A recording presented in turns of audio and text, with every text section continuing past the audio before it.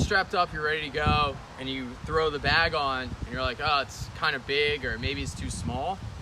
There's an adjustment while the bag is attached to the board. There's an adjustment in the back right here. So if you're wearing it, you don't see it, but there's Velcro back here, and then you can slide this larger clip up and down to give yourself about 5 or 6 inches of length, or you could tighten it that way too.